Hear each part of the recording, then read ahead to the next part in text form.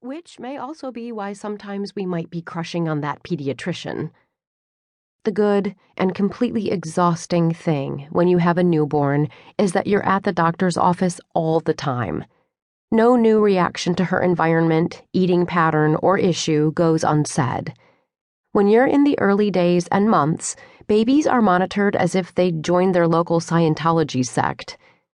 This is actually incredibly helpful for new parents and new human beings who may need some extra care while developing those gross motor skills. You should always walk into a pediatrician visit prepared to talk about any changes in diet, in reaction, in bathroom habits, in fussiness, or anything at all that strikes you, just to make sure that you're on top of what's normal for your baby. And a great pediatrician will prod you for answers, even if you're not walking in with a PowerPoint presentation on your baby's 6-month milestones. It's easier to care for your baby with this kind of support, and any deviation from the path will be noted.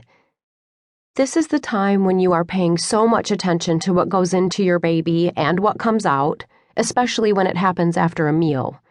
While not every blob of spit up or noxious wet poop means food allergies, it is important to monitor what's the usual pattern for your babe and what seems out of the ordinary. Yes, early child care is romantic. Why do you ask?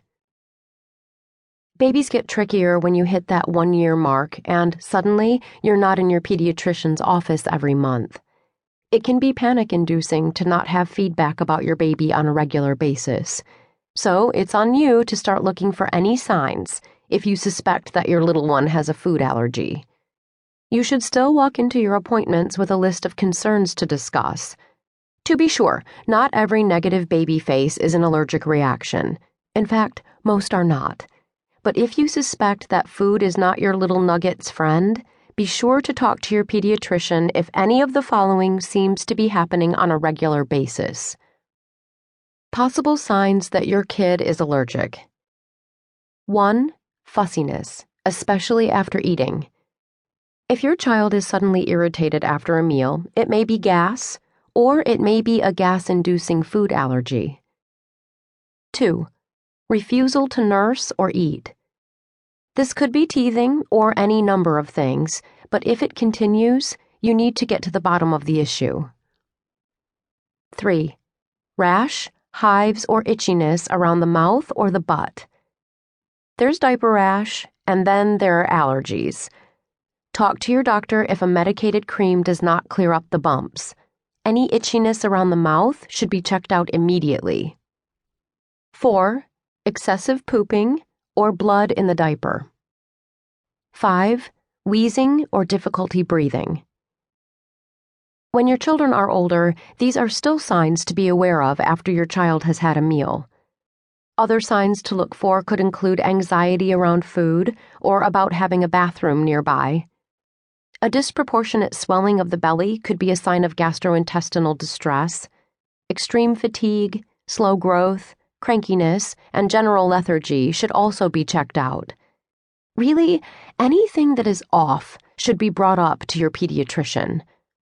Use your mom or dad instinct and don't ignore a persistent issue.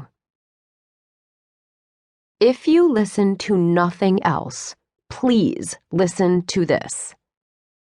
Now that I have your attention with all that fun body fluid talk, let's tackle the most frightening and horrific reality of food allergies right away: anaphylaxis. This is the main reason I want to educate parents, caregivers, and friends of the non-allergic and politely guide them to the allergen-free recipe section in the bonus PDF. As someone who has absolutely not had my own gluten-freeness taken seriously at times, I can understand how it's confusing to people who don't know what gluten is, but are pretty sure it's a Kardashian thing. I may have the luxury of being slipped some gluten and still surviving. By luxury, I mean only pooping my pants. But those who have severe allergic reactions do not. And that is what must be heard above all the trendy labels and name-calling that can happen on and off the playground. Food allergies can kill. No ifs, ands, or buts. While, sure, there is something funny about me admitting to that.